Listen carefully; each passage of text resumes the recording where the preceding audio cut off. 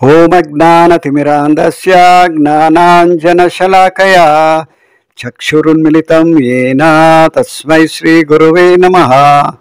नमो विष्णुपादाय कृष्णप्रेष्ठाय भूतले श्रीमते भक्तिवेदान्तस्वामिनिति नामिने। नमस्ते सारस्वती देवे गौरवाणी प्रचारिणे निर्विशेष शून्यवादी पाश्चात्यदेशतारिणी। जय श्री कृष्ण चैतन्य प्रभु नित्यानंद श्री अद्वैत गदाधर श्रीवासादि गौरभक्तवृंद। हरे कृष्ण कृष्ण कृष्ण हरे हरे, हरे राम राम राम हरे हरे। हरे कृष्ण एल्रिಗೂ स्वागत। भगवद्गीता यथारूप अध्याय 9 ಶ್ಲೋಕ 7। सर्वभूतानि कौन्तेय प्रकृतिं यान्ति मामिकाम् कल्पक्षये पुनस्तानि कल्पादौ विसृजामि अहಂ।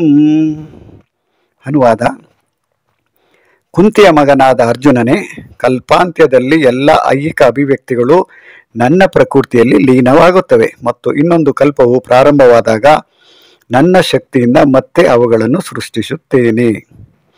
ಭಾವಾರ್ಥ: ಈ ಐಹಿಕ ವಿಶ್ವದ ಅಭಿವ್ಯಕ್ತಿಯ ಸೃಷ್ಟಿ, ಪಾಲನೆ ಮತ್ತು ನಾಶಗಳು ದೈವೋತ್ತಮ ಪರಮಪುರುಷನ ಪರಮ ಸಂಕಲ್ಪವನ್ನೇ ಸಂಪೂರ್ಣವಾಗಿ ಅವಲಂಬಿಸಿವೆ. ಕಲ್ಪಾಂತ್ಯದಲ್ಲಿ ಎಂದರೆ ಬ್ರಹ್ಮನು ಮರಣ ಹೊಂದಿದಾಗ ಬ್ರಹ್ಮನು 100 ವರ್ಷಗಳ ಕಾಲ ಬದುಕಿರುತ್ತಾನೆ ಮತ್ತು ಅವನ ಒಂದು ಹಗಲು ನಮ್ಮ ಭೂಲೋಕದ 430 ಕೋಟಿ ವರ್ಷಗಳ ಸಮಾನ ಎಂದು ಲೆಕ್ಕ ಹಾಕಿದ್ದಾರೆ. ಅವನ ರಾತ್ರಿಯ ಅವಧಿಯೂ ಅಷ್ಟೇ. ಅವನ ತಿಂಗಳಲ್ಲಿ ಇಂತಹ 30 ದಿನಗಳಿವೆ. ಅವನ ವರ್ಷದಲ್ಲಿ 12 ತಿಂಗಳುಗಳು ಇವೆ. ಇಂತಹ 100 ವರ್ಷಗಳ ಅನಂತರ ಮಹಾಪ್ರಳಯವಾಗುತ್ತದೆ. ಹೀಗೆಂದರೆ ಪರಮಪ್ರಭುವು ಪ್ರಕಟ ಮಾಡಿದ ಶಕ್ತಿಯು ಮತ್ತೆ ಅವನಲ್ಲೇ ಕೊನೆಗೊಂಡಿತು ಎಂದರ್ಥ.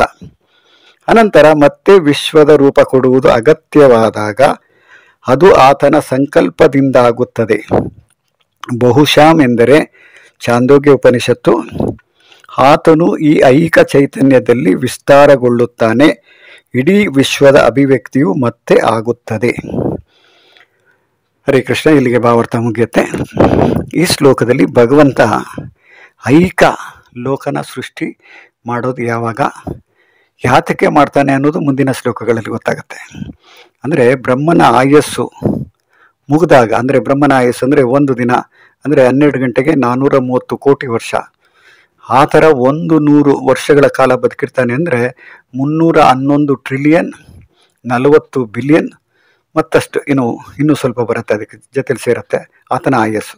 ಅಂದರೆ ನಮಗೆ ಅದು ಲೆಕ್ಕಕ್ಕೆ, ಅದು ಅವನ ಆಯಸ್ಸನ್ನು ನಾವು ಲೆಕ್ಕ ಮಾಡಬೇಕಂದ್ರೆ ಸ್ವಲ್ಪ ಯೋಚನೆ ಮಾಡ್ತೀವಿ. ಒಬ್ಬ ವ್ಯಕ್ತಿಗೆ ಇಷ್ಟು ದೊಡ್ಡ ಆಯಸ್ಸಿರತ್ತಾ? ಅಂದರೆ ನಮಗೆಲ್ಲ ಮನುಷ್ಯರಿಗೆಲ್ಲ ಒಂದು 100 ವರ್ಷ ಅಂತ ಹೇಳಿದ್ರೆ, ಅದರಲ್ಲಿ ಕಲಿಯುಗದಲ್ಲಿ 100 ವರ್ಷ ಅಂದರೆ 70, 80 ಅಥವಾ ಇತ್ತೀಚಿನ ದಿನಗಳಲ್ಲಿ 60 ಮೇಲೆ ಯಾರ್ಯಾರು ಬದುಕಿರ್ತಾರೋ ಅವ್ರಿಗೇನೋ ಒಂದು ರೀತಿ ಅದೃಷ್ಟನೋ ಅಥವಾ ಬೋನಸ್ ಅಂತ ಎಲ್ಲ ಜನ ಮಾತಾಡ್ತಾ ಇರ್ತಾರೆ. ಆದರೆ ಬ್ರಹ್ಮನ ಆಯಸ್ಸನ್ನು ನಾವು ಇಲ್ಲಿ ನೋಡ್ತಾ ಇದ್ರೆ, ಅದರಲ್ಲೂ ಮುಖ್ಯವಾಗಿ 4ನೇ ಅಧ್ಯಾಯದಲ್ಲಿ ಭಾಳಷ್ಟು ವಿವರ ಕೊಟ್ಟಿದ್ದಾರೆ. ಸತ್ಯಯುಗ ಅಂದರೆ ಎಷ್ಟು ವರ್ಷಗಳ ಕಾಲ ಇರುತ್ತೆ, ಸತ್ಯಯುಗದಲ್ಲಿ ಮನುಷ್ಯರು ಎಷ್ಟು ವರ್ಷ ಬದುಕಿರ್ತಾರೆ, ತ್ರೇತಾಯುಗ ಅಂದರೆ ಏನು, ಅದರಲ್ಲಿ ಮನುಷ್ಯರ ಎಷ್ಟು ವರ್ಷಗಳ ಕಾಲ ಜೀವಿಸ್ತಾರೆ, ನಂತರ ದ್ವಾಪರ, ನಂತರ ಕಲಿ. ಇಲ್ಲಿ ನಮಗೆ ಈ ಭಗವಂತ ಯಾತಕ್ಕೆ ಈ ಐಹಿಕ ಅಭಿವ್ಯಕ್ತಿ ಅಂದರೆ ಐಹಿಕ ಪ್ರಕೃತಿಯನ್ನು ಉತ್ಪತ್ತಿ ಮಾಡ್ತಾನೆ, ಅಥವಾ ಐಹಿಕ ಜಗತ್ತನ್ನು ಯಾತಕ್ಕೆ ಸೃಷ್ಟಿ ಮಾಡ್ತಾನೆ, ನಂತರ ಯಾತಕ್ಕೆ ಪ್ರಳಯ ಮಾಡ್ತಾನೆ, ನಂತರ ಪ್ರಳಯ ಆದಮೇಲೆ ಮತ್ತೆ ಅವನಲ್ಲಿ ಆ ಪ್ರಕೃತಿ ಲೀನ ಆಗತ್ತೆ, ಮತ್ತೆ ಬೇಕಾದಾಗ ಮತ್ತೆ ಉತ್ಪತ್ತಿ ಮಾಡ್ತಾನೆ. ಇದರ ರಹಸ್ಯ ಏನು ಅಂತ ಸಾಮಾನ್ಯ ಜನರಲ್ಲಿ ಒಂದು ರೀತಿ ಕುತೂಹಲ ಕೂಡ ಇರುತ್ತೆ. ಈ ಐಹಿಕ ಲೋಕ ಅಂದರೆ ನಾವು ಬದುಕಿರ್ತೀವಿ, ಸತ್ತ ಮೇಲೆ ಎಲ್ಲಿ ಹೋಗ್ತೀವಿ ಅಂತ ಗೊತ್ತಿಲ್ಲ. ಆದರೆ ಸತ್ತ ಮೇಲೆ ಮತ್ತೆ ನಾವು ಹುಟ್ತೀವಿ ಅಂತ ಯಾರಿಗಾರು ಹೇಳಿದಾಗ ಕೆಲವ್ರು ನಂಬ್ತಾರೆ, ಕೆಲವ್ರು ನಂಬೋದಿಲ್ಲ. ಆದರೆ ನಮಗೆ ಅಂದರೆ ನಾವು 2ನೇ ಅಧ್ಯಾಯದಲ್ಲಿ ನೋಡಿದಾಗ ಆತ್ಮಕ್ಕೆ ಸಾವಿಲ್ಲ, ಅದು ಸನಾತನ. ಆತ್ಮಕ್ಕೆ ಸಾವಿಲ್ಲ ಆದಮೇಲೆ ನಾವು ತೊಗೊಂಡಿರ್ತಕ್ಕಂಥ ಶರೀರ, ಮನುಷ್ಯ ಜನ್ಮ ಇರ್ಬೋದು, ಪ್ರಾಣಿ ಜನ್ಮ ಇರ್ಬೋದು, ಗಿಡ ಮರ ಇರ್ಬೋದು, ಯಾವುದೇ ಶರೀರ ತೊಗೊಂಡು ಅದಕ್ಕೆ ಕವರಿಂಗ್ ಅಂತ ಹೇಳ್ತಾರೆ. ಅಂದರೆ ಆತ್ಮಕ್ಕೆ ಕವರ್ ಮಾಡಿರೋ ಥರ. ಅಂದರೆ ನಮ್ಮ ದೇಹಕ್ಕೆ ನಾವು ಏನು ಬಟ್ಟೆ ಹಾಕ್ಕೊಳ್ತೀವಿ ನೋಡಿ, ಶರ್ಟು ಪ್ಯಾಂಟು ಏನು ಹಾಕ್ಕೊಳ್ತೀವಲ್ಲ, ಅದೇ ರೀತಿ ಒಂದು ಕವರಿಂಗ್ ಆಗಿರುತ್ತೆ ಈ ಐಹಿಕ ಶರೀರ. ಈ ಐಹಿಕ ಶರೀರ ನಾಶ ಆಗತ್ತೆ, ಹುಟ್ಟಿದ ಮೇಲೆ ಅದಕ್ಕೆ ಒಂದು ದಿನ ಸಾವು ಅಂತ ಇರುತ್ತೆ. ಆದರೆ ಹುಟ್ಟಿ ಇಲ್ಲದೆ ಇರತಕ್ಕಂಥ ಆತ್ಮಕ್ಕೆ ಸಾವು ಅನ್ನೋದಿಲ್ಲ. ಆ ಆತ್ಮಕ್ಕೆ ಯಾತಕ್ಕೆ ಈ ಐಹಿಕ ಲೋಕದಲ್ಲಿ ಬರುವ ಅವಕಾಶ ಭಗವಂತ ಕೊಡ್ತಾ ಇದ್ದಾನೆ, ಅಥವಾ ನಂತರ ಇನ್ನೊಂದು ಸೃಷ್ಟಿ ಮಾಡ್ತಾನೆ, ಅಂದರೆ ಪ್ರಳಯ ಆದಮೇಲೆ ಮತ್ತೊಂದು ರೀತಿಯಲ್ಲಿ ಇನ್ನೊಂದು ಸೃಷ್ಟಿ ಮಾಡಿ ಮತ್ತೊಂದು ಸಾರಿ ಅವಕಾಶ ಕೊಡ್ತಾ ಇದ್ದಾನೆ, ಅಂದರೆ ಈ ಜೀವಾತ್ಮಕ್ಕೆ. ಇದಕ್ಕೆ ಕಾರಣ ಏನು ಅಂತ ನಾವು ಪ್ರಶ್ನೆ ಮಾಡಿದಾಗ, ಏನು ದೇವಸ್ಥಾನದಲ್ಲಿರ್ತಕ್ಕಂಥ ಪ್ರವಚನ ಮಾಡ್ತಕ್ಕಂಥವ್ರನ್ನು ನಾವು ಪ್ರಶ್ನೆ ಮಾಡಿದ್ರೆ ಅವ್ರು ಹೇಳ್ತಾರೆ, ಅನಾದಿ ಕಾಲದಿಂದ ಇದು ನಡೀತಾ ಇದೆ. ಅಂದರೆ ಇದಕ್ಕೆ ಟೈಮ್ ಅನ್ನೋದು ನಾವು ಯಾವಾಗ ಶುರುವಾಯಿತು, ನಾವು ಇಲ್ಲಿಗೆ ಪತನ ಹೊಂದಿದ್ದು, ಅಂದರೆ ಈ ಐಹಿಕ ಪ್ರಪಂಚಕ್ಕೆ ಬಂದು ನಾವು ಇಲ್ಲಿ ಸುತ್ತಾಡ್ತಾ ಇರೋದು, ಜನನ ಮರಣಗಳ ಸಾಗರದಲ್ಲಿ ನಾವು ಯಾವ ರೀತಿ ಸುತ್ತಾ ಇದ್ದೀವಿ ಅಂತ ಅದು ಹೇಳೋದಕ್ಕೆ ಸಾಧ್ಯನೇ ಇಲ್ಲ. ಅದಕ್ಕೆ ಆಂಗ್ಲ ಭಾಷೆಯಲ್ಲಿ ಟೈಮ್ ಇಮ್ಮೆಮೋರಿಯಲ್ ಅಂತ ಹೇಳ್ತಾರೆ. ಈ ರೀತಿ ಇರ್ತಕ್ಕಂಥ ಆತ್ಮ, ಈ ನಾವು ಏನು ಬದ್ಧಾತ್ಮ ಅಂತ ಹೇಳ್ತೀವಿ, ಈ ಬದ್ಧಾತ್ಮ ಯಾಕೆ ಈ ಐಹಿಕ ಜಗತ್ತಿನಲ್ಲಿ ಐಹಿಕ ಸುಖ ಪಡೆಯೋದಕ್ಕೋಸ್ಕರ ಏನೆಲ್ಲ ಶರೀರಗಳನ್ನು ಬದಲಾಯಿಸ್ತಾ ಇರ್ತಾನೆ, ಯಾತಕ್ಕೆ ಈ ಚಕ್ರದಲ್ಲಿ ಸಿಗಾಕೊಂಡಿದ್ದಾನೆ, ಇದರಿಂದ ಹೊರಗಡೆ ಬರೋದು ಯಾಕೆ ಪ್ರಯತ್ನ ಮಾಡ್ತಾ ಇಲ್ಲ. ಹೊರಗಡೆ ಬರೋದಕ್ಕೆ ಪ್ರಯತ್ನ ಮಾಡ್ತಾ ಇಲ್ಲ ಅಂದರೆ ಹೊರಗಡೆ ಏನಿದೆ ಅಂತಲೇ ಆತನಿಗೆ ಗೊತ್ತಿಲ್ಲ. ಜನಸಾಮಾನ್ಯರು ತಿಳ್ಕೊಂಡಿರೋದು ಈ ಲೋಕದಲ್ಲಿ ನಮಗೋಸ್ಕರ ಭಗವಂತ ಏನೆಲ್ಲ ಸೃಷ್ಟಿ ಮಾಡಿದ್ದಾನೆ ಅದೆಲ್ಲ ನಮ್ಮ ಸಂತೋಷಕ್ಕೋಸ್ಕರ, ನಾವು ಬದುಕಿರೋವರೆಗೂ ಚೆನ್ನಾಗಿ ತಿನ್ನಬೇಕು, ಮಜಾ ಮಾಡಬೇಕು, ಇಷ್ಟೇ ತಿಳ್ಕೊಂಡಿದ್ದಾರೆ. ಆದರೆ ಈ ಶರೀರದಿಂದ ಬೇರೆ ನಾವು ಅಂತ ಯಾರು ಅರ್ಥ ಮಾಡ್ಕೊಂಡಿರ್ತಾರೆ ಅಂಥವ್ರು ಆಧ್ಯಾತ್ಮಿಕವಾಗಿ ಏನಾದರೂ ಅಭ್ಯಾಸ ಮಾಡೋದಕ್ಕೆ ಶುರು ಮಾಡ್ತಾರೆ. ಆದರೆ ಇಲ್ಲಿ ಈ ಐಹಿಕ ವಿಶ್ವದ ಅಭಿವ್ಯಕ್ತಿಯ ಸೃಷ್ಟಿ, ಪಾಲನೆ ಮತ್ತು ನಾಶ, ಅಂದರೆ ಸಾಮಾನ್ಯ ಜನ ತಿಳ್ಕೊಳ್ತಾರೆ ಬ್ರಹ್ಮ ಸೃಷ್ಟಿ ಮಾಡ್ತಾನೆ, ವಿಷ್ಣು ನಿರ್ವಹಣೆ ಮಾಡ್ತಾನೆ, ನಂತರ ಶಿವ ಇದನ್ನು ನಾಶ ಮಾಡ್ತಾನೆ ಅಂತ ತಿಳ್ಕೊಂಡಿರ್ತಾರೆ.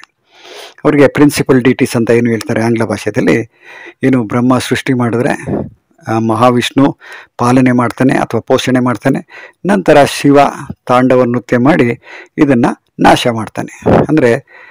ಆದರೆ ಮುಖ್ಯವಾಗಿ ಪ್ರತಿಯೊಂದು ಮಾಡೋದು ಭಗವಂತನೇ. ಆದರೆ ಭಗವಂತ ಕೂಡ ಬ್ರಹ್ಮನಿಗೆ ಒಂದು ರೀತಿಯಲ್ಲಿ ಕಾರ್ಯನಿರ್ವಹಣೆ ಮಾಡೋದಕ್ಕೋಸ್ಕರ ಬ್ರಹ್ಮನನ್ನು ಯೋಜಿಸಿರ್ತಾನೆ. ಅಂದರೆ ಭಗವಂತನ ಡಿಪಾರ್ಟ್ಮೆಂಟಲ್ಲಿ ಬ್ರಹ್ಮ ಕೂಡ ಕೆಲಸ ಮಾಡ್ತಾ ಇದ್ದಾನೆ, ಮಹಾದೇವ ಅಂದರೆ ಶಿವ ಕೂಡ ಕೆಲಸ ಮಾಡ್ತಾ ಇರ್ತಾನೆ.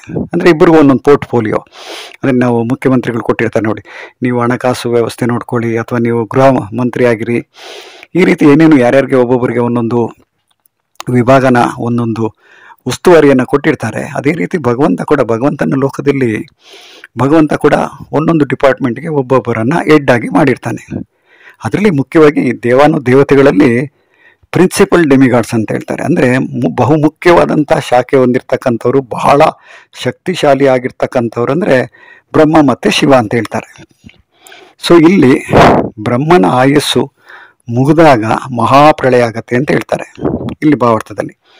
ಅಂದರೆ ಪ್ರಳಯದಲ್ಲಿ ಕೂಡ ಅಣು ಪ್ರಳಯ, ಮಹಾಪ್ರಳಯ, ಮಹಾಪ್ರಳಯ ಅಂತ ಸುಮಾರು ಒಂದು 4 ಪ್ರಳಯ ಇದೆ ಅಂತ ಶ್ರೀಮದ್ ಭಾಗವತದಿಂದ ಗೊತ್ತಾಗುತ್ತೆ ನಮಗೆ. ಆದರೆ ಇಲ್ಲಿ ನಮಗೆ ಭಗವದ್ಗೀತೆಯಲ್ಲಿ ಹೇಳಿರ್ತಕ್ಕಂಥದ್ದು, ಬ್ರಹ್ಮನ ಆಯಸ್ಸು ಮುಗಿದಾಗ ಪ್ರತಿಯೊಂದು ಏನು ಭಗವಂತ ಏನು ಸೃಷ್ಟಿ ಮಾಡಿರ್ತಾನೆ ಆ ಪ್ರಕೃತಿ ಭಗವಂತನ ಶರೀರದಲ್ಲಿ, ಅಂದರೆ ಭಗವಂತನ ದೇಹದಲ್ಲಿ ಲೀನ ಆಗತ್ತೆ. ನಂತರ ಇನ್ನೊಂದು ಸಾರಿ ಸೃಷ್ಟಿ ಮಾಡಬೇಕಾದ್ರೆ ಭಗವಂತ ಮತ್ತೆ ಸೃಷ್ಟಿ ಮಾಡೋದಕ್ಕೆ ಅವಕಾಶ ಕೊಡ್ತಾನೆ. ಮತ್ತು ನಾವು ಏನು ನಿದ್ರೆ ಮಾಡ್ತಾ ಇರ್ತೀವಲ್ಲ, ಅಂದರೆ ಸಾಮಾನ್ಯವಾಗಿ ಒಂದು ಉದಾಹರಣೆ ಕೊಡೋದಾದರೆ, ನಾವು ಬೆಳಗ್ಗೆಯಿಂದ ಕೆಲಸ ಮಾಡಿ ರಾತ್ರಿ ಮಲ್ಕೊಂಡಿರ್ತೀವಿ. ಮಲ್ಕೊಂಡಾಗ ನಮಗೇನಾಗತ್ತೆ, ಭಾಳ ಗಾಢವಾದ ನಿದ್ರೆ ಬಂದಾಗ ನಾವು ಎಲ್ಲಿದ್ದೀವಿ, ಏನು ಮಾಡ್ತಾ ಇದ್ದೀವಿ ಏನೂ ಗೊತ್ತಾಗೋದಿಲ್ಲ. ಅದು ಒಂದು ರೀತಿ ಪ್ರಳಯ ಅಂತ ನಾವು ತಿಳ್ಕೊಂಡ್ರು ಕೂಡ ಬೆಳಿಗ್ಗೆ ಎದ್ದ ತಕ್ಷಣ ನಾವು ಏನು ಕೆಲಸ ಮಾಡಬೇಕು, ಎಲ್ಲಿ ಹೋಗಬೇಕು, ಪ್ರತಿಯೊಂದು ನಮಗೆ ಜ್ಞಾಪಕ ಬರುತ್ತೆ. ಆಗ ಆ ಕೆಲಸಗಳನ್ನು ಮಾಡೋದಕ್ಕೆ ಶುರು ಮಾಡ್ತೀವಿ. ಇದು ಒಂದು ರೀತಿ ಪ್ರಳಯ ಥರನೇ. ಬೆಳಗಿನಿಂದ ಸಂಜೆವರೆಗೂ ಕೆಲಸ ಮಾಡ್ತೀವಿ, ರಾತ್ರಿ ಮಲ್ಕೊಂಡಾಗ ಏನಾಗುತ್ತೆ ಏನೂ ಗೊತ್ತಾಗೋದಿಲ್ಲ ನಮಗೆ. ನಂತರ ಬೆಳಿಗ್ಗೆ ಎದ್ದ ತಕ್ಷಣ ಮತ್ತೆ ಏನು ನಾವು ಮಾಡಬೇಕಾಗಿರ್ತಕ್ಕಂಥ ಕೆಲಸ, ಎಲ್ಲಿ ಹೋಗಬೇಕು, ಏನು ಮಾಡಬೇಕು ಅಂತ ಏನು ಪ್ಲ್ಯಾನ್ ಮಾಡ್ಕೊಂಡಿರ್ತೀವಿ, ಅದ್ರ ಪ್ರಕಾರ ನಡ್ಕೊಂಡು ಹೋಗ್ತಾ ಇರುತ್ತೆ. ಅದೇ ರೀತಿ ಭಗವಂತ ಈ ಸೃಷ್ಟಿಯನ್ನು ಕೂಡ ಮಾಡ್ತಾ ಇರ್ತಾನೆ, ಬದ್ಧಾತ್ಮಕ್ಕೆ ಒಂದು ಅವಕಾಶ ಕೊಡ್ತಾ ಇರ್ತಾನೆ.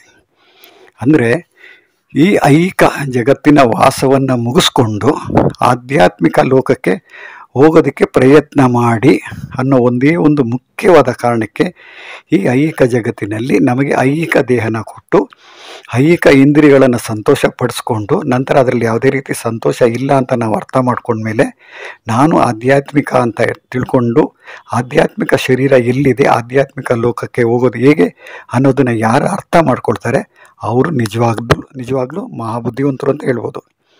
ಯಾಕಂದರೆ ಮನುಷ್ಯನ ಜನ್ಮದಲ್ಲಿ ಮಾತ್ರ ನಮಗೆ ಇದೆಲ್ಲ ಅರ್ಥ ಆಗತ್ತೆ.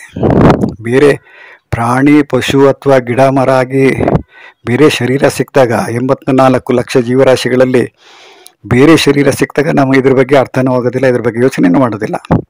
ಆದರೆ ಮಾನವ ರೂಪ ಸಿಕ್ಕಿದಾಗ ಮಾತ್ರ ಈ ಪ್ರಕೃತಿ ಯಾತಕ್ಕಾಗಿದೆ, ನಾನು ಯಾತಕ್ಕೆ ಇಲ್ಲಿದ್ದೀನಿ, ನನಗೂ ಭಗವಂತನಿಗೂ ಇರ್ತಕ್ಕಂಥ ಸಂಬಂಧ ಏನು, ನಾನು ಯಾತಕ್ಕೆ ಇಲ್ಲಿ ಕಷ್ಟಪಡ್ತಾ ಇದ್ದೀನಿ, ನಾನು ಯಾತಕ್ಕೆ ಭಗವದ್ಗೀತೆಯನ್ನು ಓದಬೇಕು, ಭಗವದ್ಗೀತೆಯ ಉಪದೇಶ ಏನು, ನಂತರ ಸಾಧು ಆಗಲಿ ಶಾಸ್ತ್ರ ಆಗಲಿ ಗುರುಗಳಾಗಲಿ ಏನನ್ನು ಹೇಳ್ಕೊಡ್ತಾ ಇದ್ದಾರೆ, ಯಾತಕ್ಕೆ ಅವರಿಂದ ಏನಾದರೂ ವಿಷಯ ಕಲ್ತ್ಕೋಬೇಕು, ಇದನ್ನೆಲ್ಲ ಯೋಚನೆ ಮಾಡ್ತಕ್ಕಂಥ ವ್ಯಕ್ತಿಗಳು ಭಾಳ ಅಪರೂಪ. ಅದರಲ್ಲೂ ಕಲಿಯುಗದಲ್ಲಿ ಭಾಳ ರೇರ್ ಅಂತ ಕೂಡ ಹೇಳ್ಬೋದು.